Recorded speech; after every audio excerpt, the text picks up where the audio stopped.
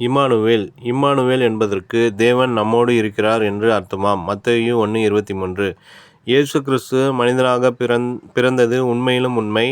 அவர் பிறப்பதற்கு முன்பாக அவருடைய குணாதிசயங்கள் என்ன என்பதையும் அவர் எப்படி நமக்கு ஆசீர்வாதமாய் விளங்குவார் என்பதையும் குறித்து அநேக பெயர்கள் அவருக்கு கொடுக்கப்பட்டன. வேதம் சொல்லுகிறது, அவர் நாமம் அதிசயமானவர், ஆலோசனை கர்த்தர், வல்லமையுள்ள தேவன், நித்திய பிதா, சமாதான பிரபு. ஏசாயா 9:6. மேசியா, கிறிஸ்து, இம்மானுவேல் ஆகியவையும் அவருடைய நாமங்களே. வேதத்தில் அவருக்கு கொடுக்கப்பட்டிருக்கும் 272 பெயர்களுமே அவருடைய குணாதிசயங்களை விளக்குகின்றன.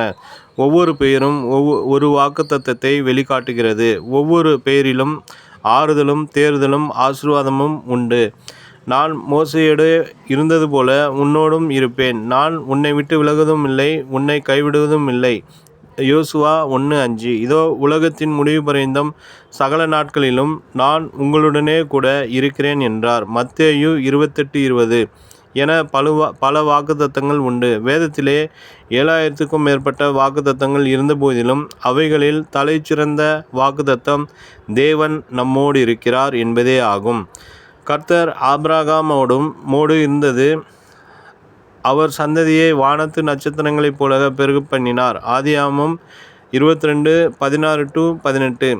ஈசாக்கோடு இருந்தார். அவர் விதைத்த போது 100 மடங்கு அறுவடை காண செய்தார். ஆதியாகமம் 26:12. கர்த்தர் யாக்கோபோடு இருந்து அவர் தான் தேசத்துக்கு திரும்பி வர பண்ணுவதை வாக்குத்தத்தமாய் கொடுத்தார். ஆதியாகமம் 28:15. யோசேப்பு இளமையில் எவ்வளவோ பாடு அனுபவித்த போதிலும் கர்த்தர் அவரோடு இருந்து மேன்மையாய் கிருபையாய் உயர்த்தினார்.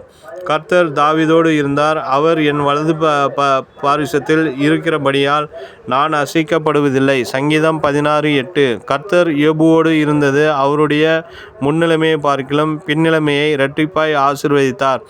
யோபு 42:10. வேதம் சொல்லுகிறது, நீர் தண்ணீர்களை கடக்கும்போது நான் உன்னோடு இருப்பேன். நீ ஆறுகளை கடக்கும்போது அவைகள் உன்மேல் புரளுவதில்லை. நீ அக்கினியில் நடக்கும்போது வேகாதிருப்பாய். அக்கினி ஜுவாலை உன்பேரில் பற்றாது. ஏசாயா 43:2.